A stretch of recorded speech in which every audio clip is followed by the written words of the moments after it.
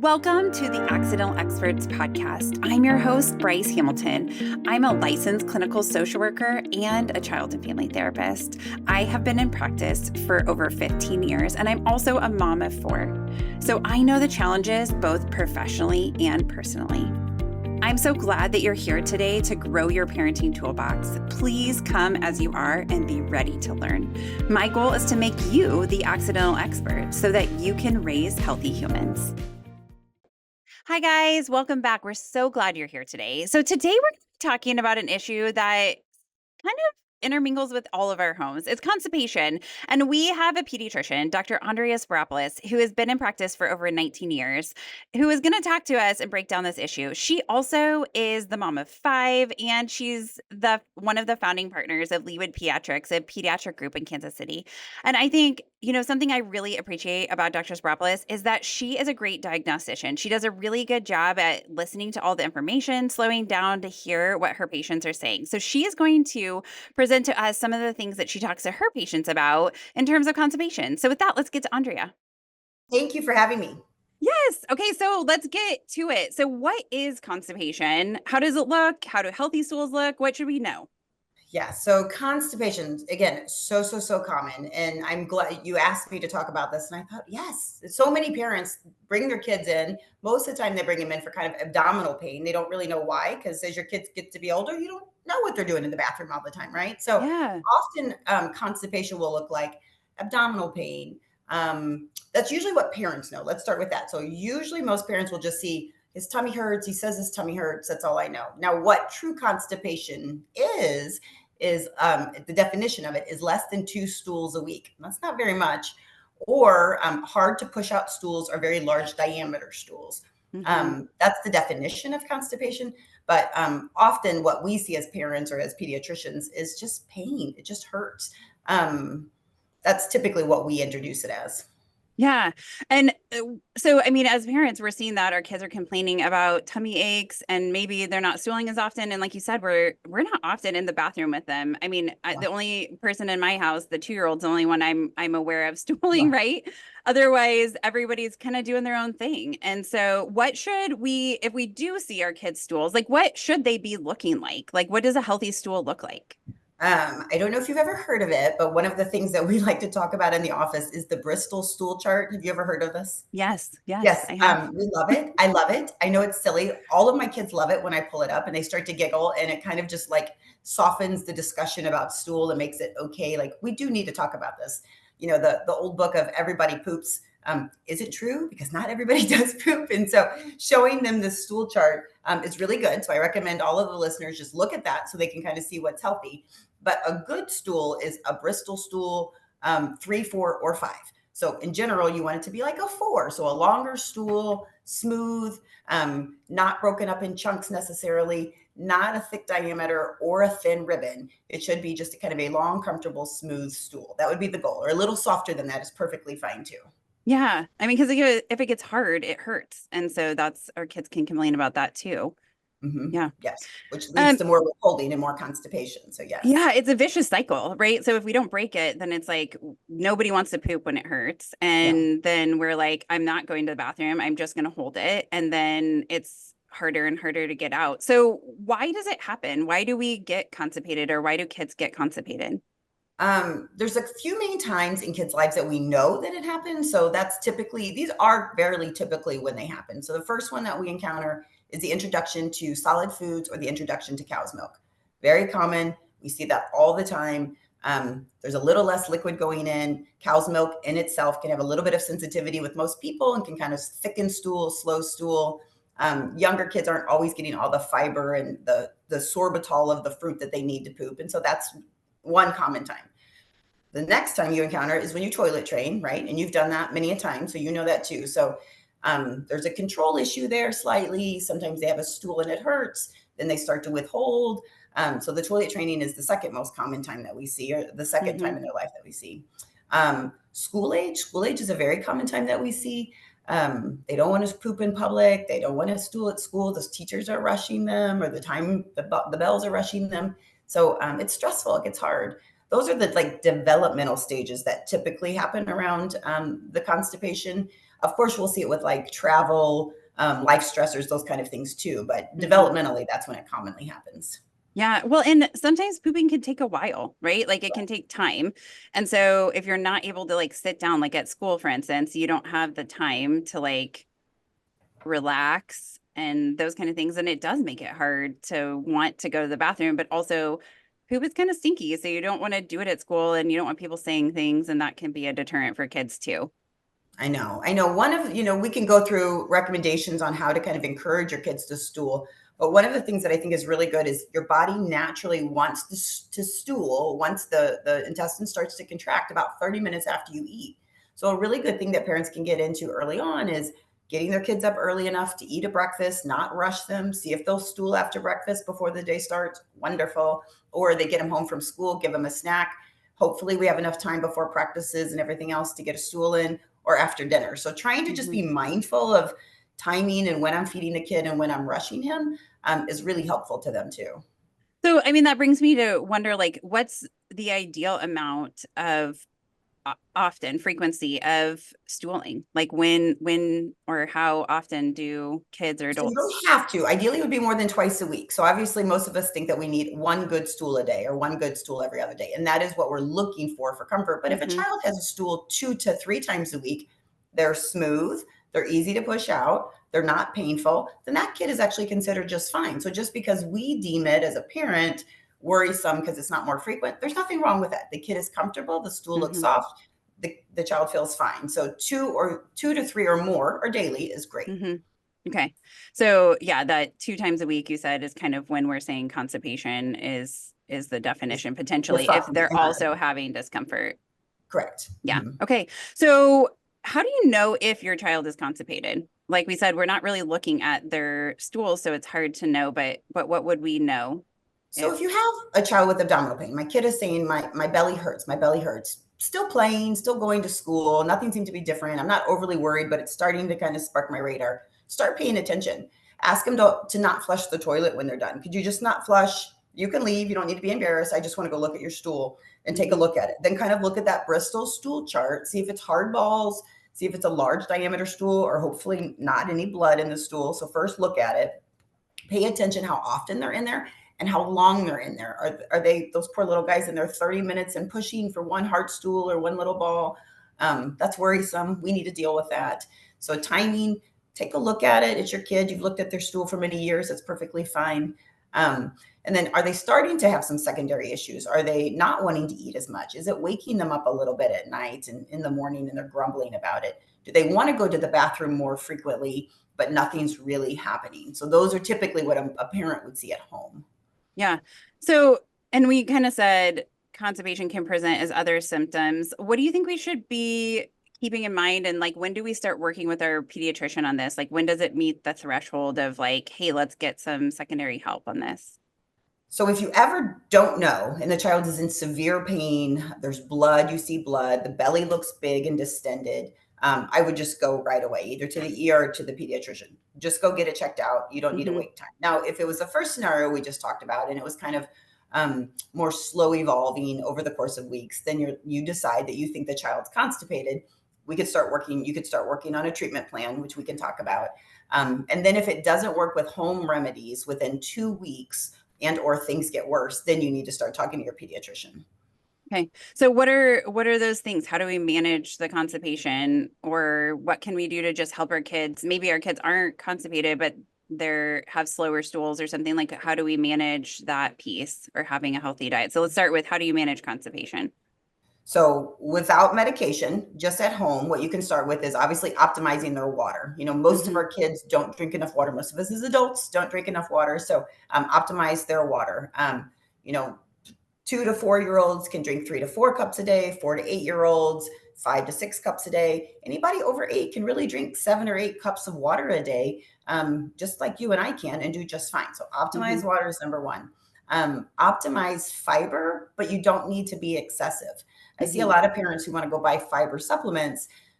Anything that you can ingest by food is better. So if we can just optimize our food nutrition with fiber, that's even better. So um, peas have fiber in them. Multigrain cereal like Cheerios has fiber in them. Whole wheat foods have fiber in them. So looking for fiber, Most school age kids need about 10 grams of fiber a day, something like that. We don't need to go crazy with fiber, but make sure they have fiber in their diet. So water, fiber, work on that toilet time that I talked about, not rushing them, making sure they have time to sit in the potty. They don't have to push hard, just sit in there. With the young children, I always try to encourage parents to make sure the kids have something to put their feet on. If you're putting a little person on a big potty, he doesn't have anywhere to put his feet. So the little potties can help, or the little squatty potties, or something for them to put their feet on a stool, just to have that kind of positioning of the rectum and the feet help quite a bit. That's the typical recommendations for home. Get that going, see if that starts to work on it. Increase fruit, vegetables, water, which has the fiber in it. Work on the toilet time, and that's usually where you can get things to start to move a little bit more. Yeah. Well, and one trick in my practice, I see a lot of kids that are constipated, and it can sometimes become a behavioral thing because they are withholding because it is painful. And so trying to like get their mind around that, or they might be anxious around that.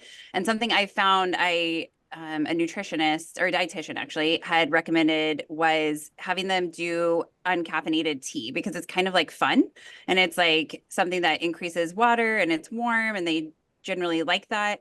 Are there things like, is taking a bath something that's helpful? I asked that because I know that I've had kids that earlier in life that have pooped in the bathtub, and I'm like, oh, okay, right? So Well, they're relaxed, and so yes. mom's not rushing them. Yes. So I feel like the life that we now all lead is just fast.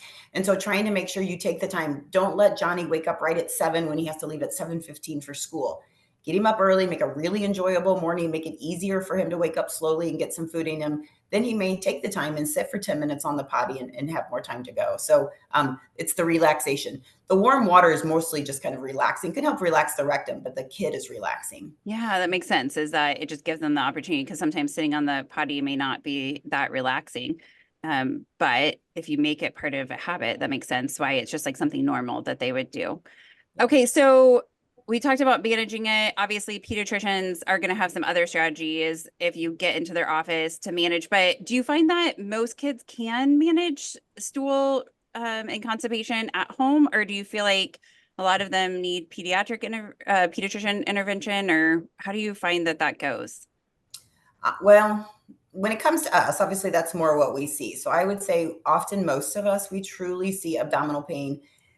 And I don't have hard numbers on it, but I would estimate somewhere between 80 to 90% of the abdominal pain we see is constipation. Can definitely be more severe, worrisome things, and you have to work through those to make sure it's not that. But by the time it's gotten to us, parents have usually worked on water, worked on some food choices if the kids will accept it. So I would say a small number of parents can actually get through it on their own. They need a kid who's very willing to eat what they ask them to eat, very compliant and listening to what they say. Sometimes just going to the doctor helps the child know it's just a little bit more worrisome and serious, and we do have to do these things that mom's telling you to do, which are healthy. So I don't know that I have a percentage for you, but I would say Yeah, that's at okay. least greater than half probably need to end up at the pediatrician. If you cannot fix it, you need to go. Yeah, that seems good. And also, I think, something I noticed is also movement. That helps with stooling too, is like getting movement in. And a lot of times I find that our kids are now wanting to come home from school and just like sit. And that part is also negatively impacting how we're having movement in our colons. And Yeah. so then that can make it harder. And that goes hand in hand with, processed carbs and white sugars, and just not getting the fiber and the wheat that we need in our diet, and moving our bodies, and then desiring water, all of the above, that just leads to like a healthy body, which was designed to function that way.